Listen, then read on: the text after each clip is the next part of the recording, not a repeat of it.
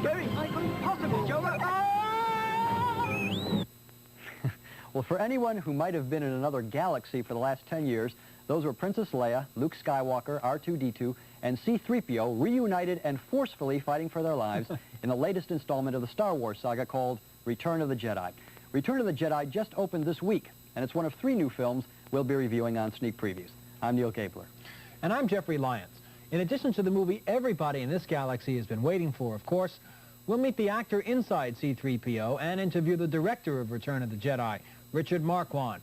And we'll take a look back at all 3 of the Star Wars movies and try to give a new perspective on why they become the most popular films of all time. And, as if that were not enough, we'll review a movie about a country singer who boxes his way to fame and fortune. It's called Tough Enough. But first, Neil starts off with a look at this week's other outer space fantasy. It's a 3D potboiler, right, Neil? Well, the potboiler is called Spacehunter: Adventures in the Forbidden Zone. And it's another ripoff of Star Wars, only this one is all decked out in 3D. In Spacehunter, Peter Strauss plays a brave interstellar garbage man who is promised a huge reward if he can rescue 3 women stranded on a foreboding planet. In this scene, Strauss no sooner lands on the barren planet than he finds himself in the middle of a battle. And as you watch, try and imagine that you're wearing these uncomfortable glasses and that the rockets are whooshing through 3 dimensions.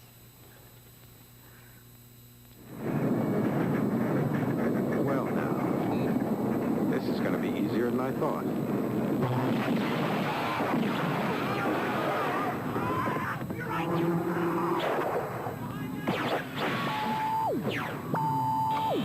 Why can't anything be simple anymore?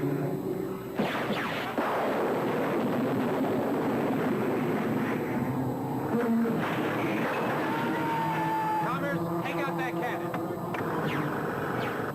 Swim, Patterson, pitch!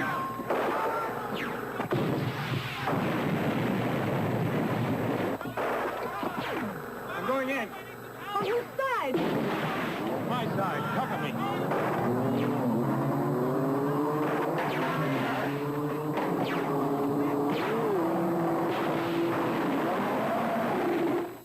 During that battle, the 3 women Strauss hopes to rescue are carried off by a gang of goons led by a sadistic madman named Overdog. To help him find Overdog's headquarters, Strauss teams up with a talkative teenager who says she knows the way. Here, they get a swimming lesson from some unfriendly natives. Shallows are on that side. Second bath in 2 days. Ought to do me for the next year. Dickie?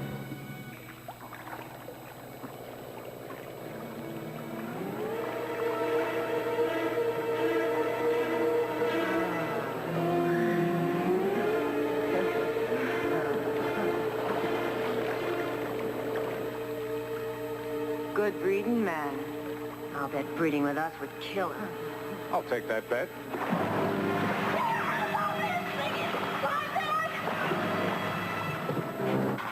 They escape, but later, Strauss's young partner is captured by the sinister Overdog. I think we're going to be very close. Sure. We can be friends. Just let me go. No, you don't understand. I'm very old, and I need you. I'm tired, little one. Of course you are. You see, when you give yourself to me, there's nothing left for you.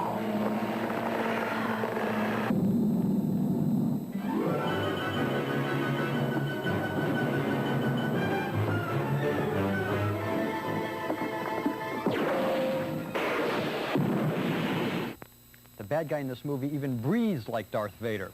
Well, if you think Spacehunter might lose something when you see it on television and not in 3D, it doesn't. Actually, it looks better on television. The 3D is so blurry that you feel as if you're watching the entire film through a bucket of Jell-O, and only once or twice does anything pop out at you. Unfortunately, these dull, unspecial effects are typical of the whole movie. Spacehunter has as much pizzazz and excitement as a bowling marathon. There's very little action, mainly conversation, and in the action there is, you're not made to give 2 hoots about who wins, since the only thing at stake is something as trivial as Strauss's character getting that reward money. Maybe the people who devised the practically unwatchable 3D for Spacehunter were trying to tell us something, like wait and go see Return of the Jedi. not only unwatchable, but unnecessary. Neil, when I see these glasses in the theater lobby, I know I'm in for a long evening at the movies, especially if you're like me and you wear glasses. Do you wear them in front, behind? And then there's got to be a reason. It's not necessary here at all. What's on the screen is so dark that you can't even see it with the glasses. I was watching it without the glasses at a time just to try to see if that would help, and it didn't. And the story is so dopey. What story? Yeah, there is no story. And that, to my mind, is one of the real problems here. The story is so thin that the film has to be elaborate. It has to be large. And the problem is that nothing in the film is quite elaborate enough. Not the sets, not the special effects, nothing. Not even the characters are large enough. It's really depressing to see the underbelly of Star Wars, the week that Return of the Jedi comes out, to see how it is not to be done. Then you really appreciate the Star Wars movies even more. So in a way, the film accomplishes something. But I really hope the actors here were paid a bundle, because it's really an ordeal. It's a chintzy picture, and I think it's the space equivalent of those old gladiator movies in the early 60s and late 50s, like Hercules. Exactly. People are going to be watching this at 2 o'clock in the morning 10 years from now. Star Wars on the cheap. Okay, our next film, meanwhile, might get trampled by the stampede to see Return of the Jedi. Some people might end up straggling in when the Jedi showings are sold out. But hold on. Tough Enough, as it's called, is a rather ordinary movie. It's about a young man struggling to make it as a country music singer. Dennis Quaid stars as Art Long. Sounds like a game show host. Quaid hates his work as a tree trimmer, that's right, and wants to land a big recording contract. And he does it in a roundabout way, boxing his way to the top, in a $100,000 winner-take-all tough man competition. Now, here are 3 scenes which, in less than 2 minutes, will show you everything you need to know about this film.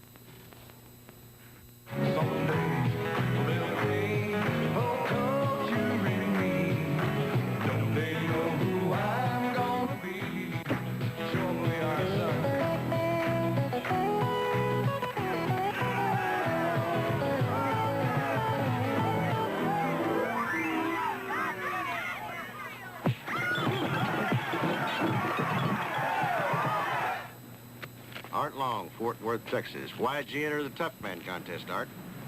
I was a battered child. You're the guy in the bar, right? Yeah, I'm the grappling guitar man. Good. Good luck. And now, let's find out who is the Tough Man in Fort Worth! Will Eisenhower, Kennedy, come on down.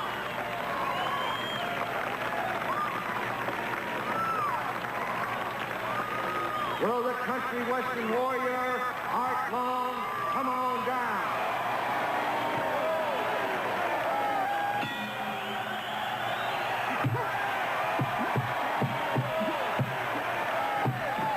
Keep your hands up, Art. Keep your hands in his face.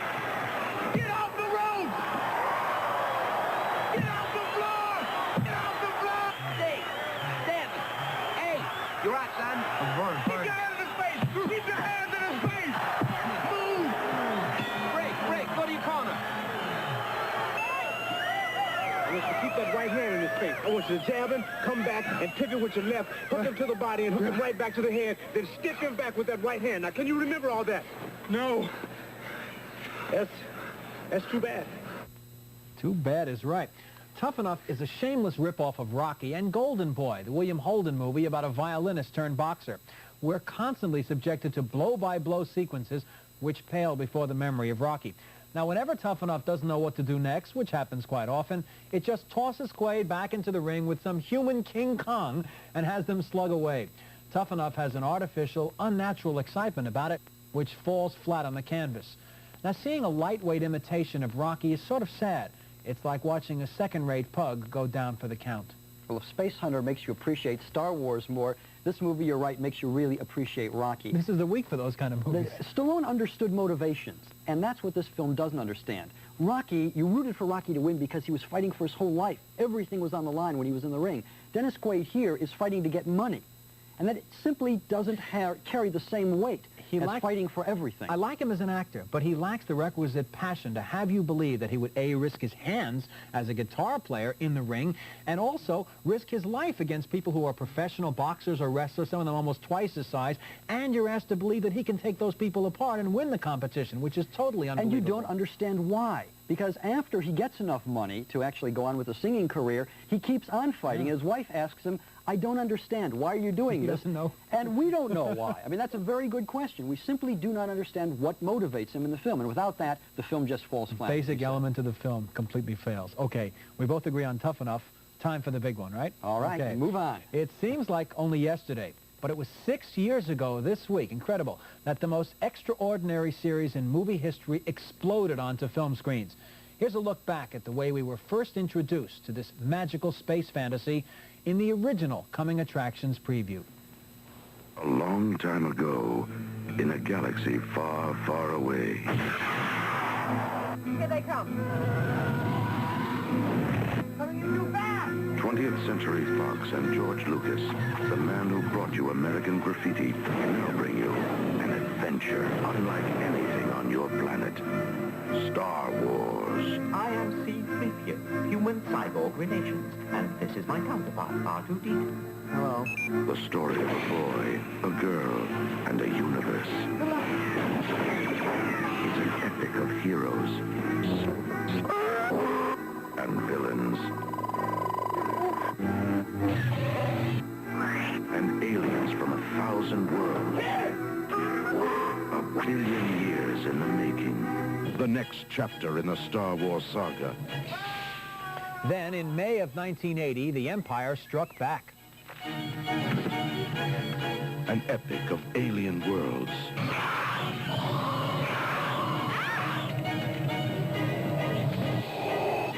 And the climactic clash between good and evil.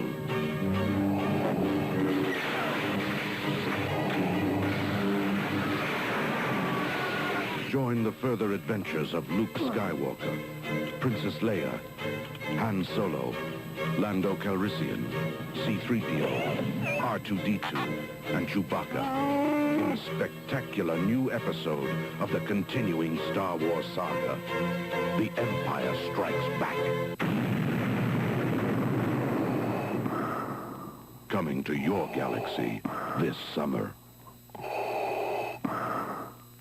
Well, now, this summer, for all of us in the Milky Way, comes Return of the Jedi, the third chapter in the Star Wars saga. This time, the evil Empire is constructing a gigantic new Death Star, which, when finally operational, will smash the good rebels once and for all. The rebels' only hope is to destroy the unfinished Death Star, but it's protected by a powerful energy shield beamed from the moon of Endor. In this scene, Luke Skywalker, crack pilot Han Solo, his hairy co-pilot Chewbacca, and Princess Leia on their way to Endor try getting past Darth Vader's guards.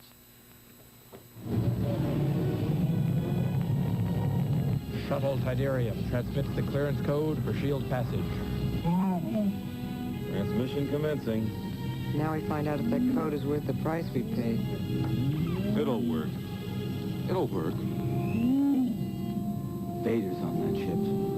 Now, don't get jittery, Luke. There are a lot of command ships. Keep your distance, though, Chewie, but don't look like you're trying to keep your distance. I don't know. Fly casual. Once they land on the moon of Endor, Han and Leia find themselves in a shootout with the Imperial Guard protecting the power station. Change!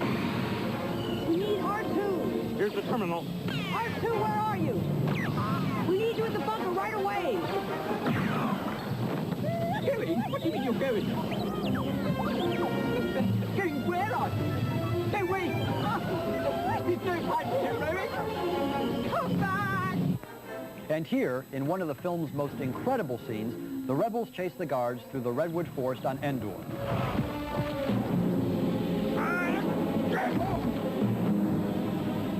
Over there! Two more of them! I see them! Wait, Leia! Hey, wait!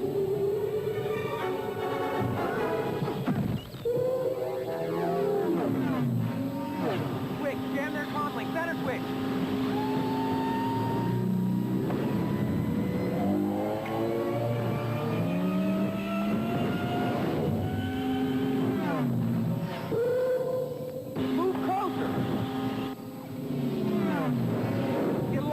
that one.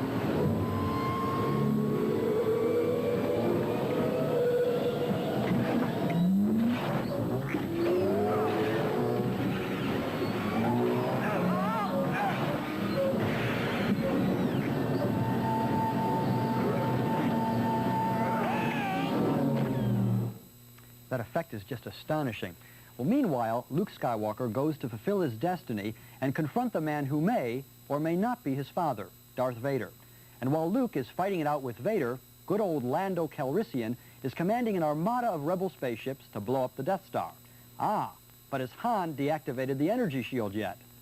Look as far as attack position. May the Force be with us.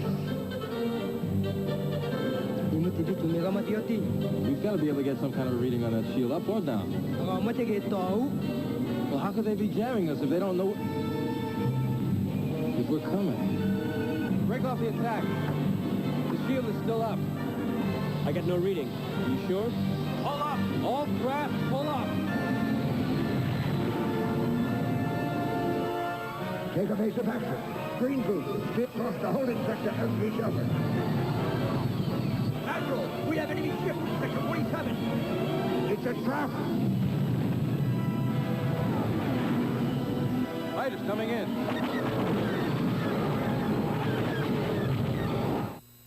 I'm not going to be the one to tell you whether they escape or not. Return of the Jedi is a great big movie surrounding a tiny little plot. But plot really isn't what Jedi is about anyway. Jedi is mainly about the wonders of filmmaking technology, and it has the most spectacular special effects I've ever seen. Not just spaceships this time, but a whole menagerie of realistically bizarre creatures like a giant hybrid of a frog and a worm named Jabba the Hutt, and an army of furry little bear men called Ewoks. Jedi does have some slow passages here and there, but every time you think it's going to stall, it revs right up again and takes your breath away with another dazzling display of filmmaking. Still, Jedi is more than special effects, and it has something its two predecessors didn't have. It's got some real emotion. We can't ever relive the experience of seeing Star Wars for the first time, but Return of the Jedi is a thrilling, occasionally touching, and fully satisfying conclusion to the best comic book of all time. It's fantastic. It certainly is. And you know, this movie did several things. It lived up to every challenge it faced. Everybody in the world has been waiting for 3 years for this picture. And it gave you new animals. It gave you new technology. It developed the story. And most important at all, it wrapped it up in a way that you really wanted to see it wrapped up. It had everything to say. It had to be made. It wasn't just made because the other two pictures were so fantastically popular. It really had a story to tell. And that's why it works. It's not cashing in on the two films like Jaws 2 or something like that. But I think most people want to know about this film. First, how does it compare with the two predecessors? And in my opinion, it compares very, very favorably. I think it's better than the second one, too, yeah. Yes, I think, well, it's the conclusion, so it's got the advantage of building to a climax. And second, how different is it from its two predecessors? And I think one thing you can say about this is that it's more elaborate. Physically, it's larger. Bigger sets, bigger special effects.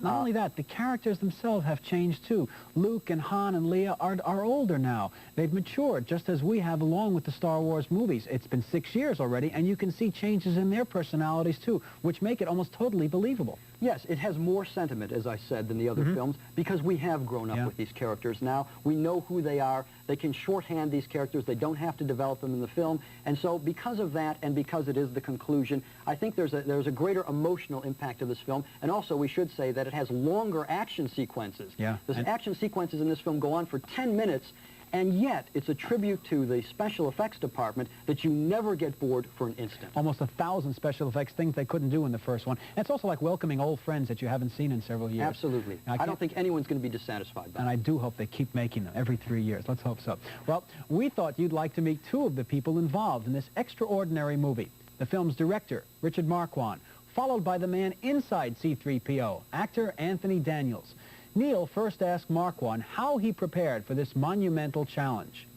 By the time I actually came to shoot Jedi, I knew Star Wars and Empire backwards and forwards. I knew them extremely well. And I liked the apparent naivete and simplicity with which George had made Star Wars. I liked that style very much. Jim kit? Okay, stay sharp.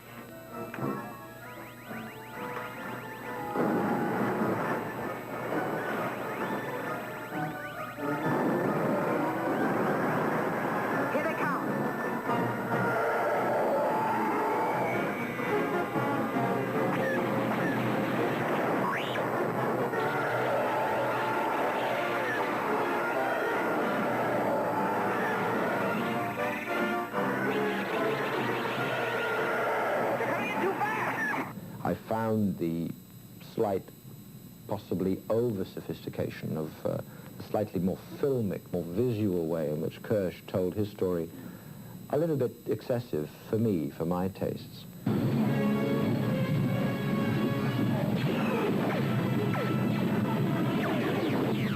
Echo Station Fox 7, we're on our way.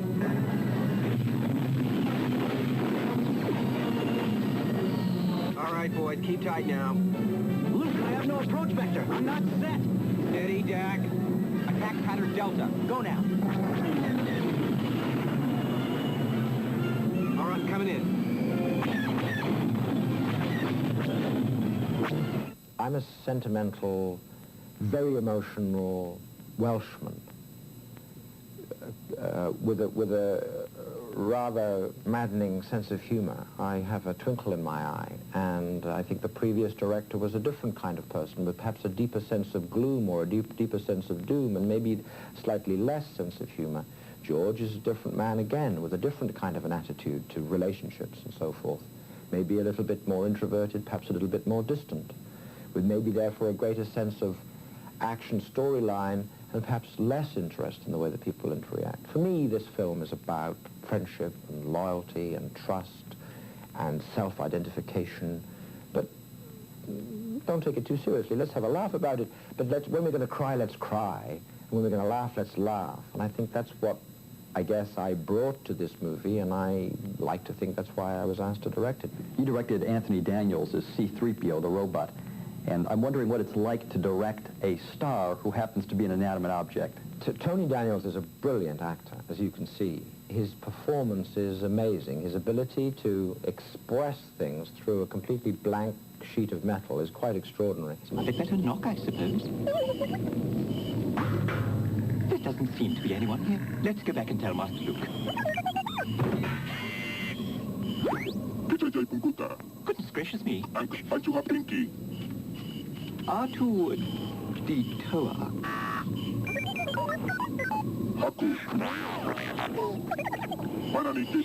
Bo, say, 3PO. One of the problems of being 3PO is that R2 tends to come along with you, and he can be a bit of a pain in the... I don't think 3PO has one of those, but if he had, he'd be a pain in there. And it's a kind of definitely a love-hate thing between the two of them. And one of the main problems is that if you have a very serious discussion, for instance, with a cup of tea, so that if I sit here saying, you know, where are you going? Well, what makes you think there are settlements over there? Well, that weighs much. One of you is crazy. I mean, there's a lot of grown-ups watching you do this act, and it's a rare kind of act because you have to remember my lines and his lines and my reply, and the whole thing gets a kind of hysteria about it. Am I doing the right thing? And sometimes I get it wrong. I shall now have some tea. Well, now that we've seen two of the people behind the scenes of Return of the Jedi, and now that the Star Wars trilogy is completed, it may be time for some final thoughts.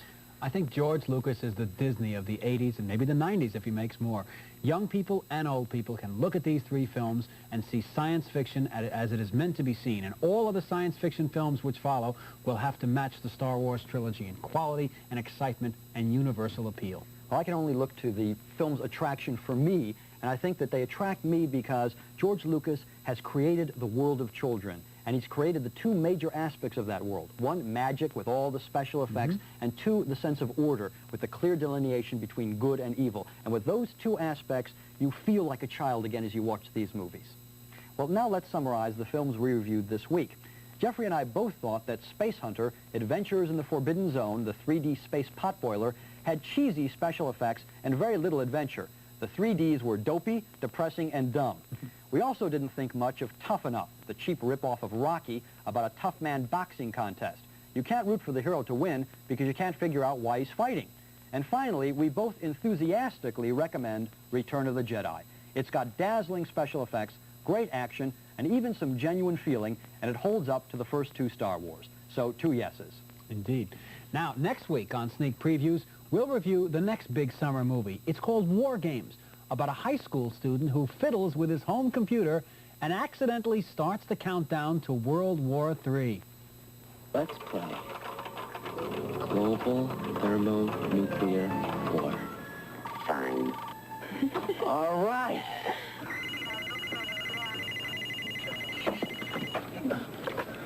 I have 7, correction 8. That's 8 redbirds, 2 degrees past apogee. Better get the old man down here. Overday, we have Soviet missile warning. Check for malfunction and report competent. Their trajectory headings for multiple impact re-entry vehicles. What's that mean? I don't know, but it's great. Next week, we'll find out if the world survives and more. So until then, may the Force be with you and save us the aisle seats.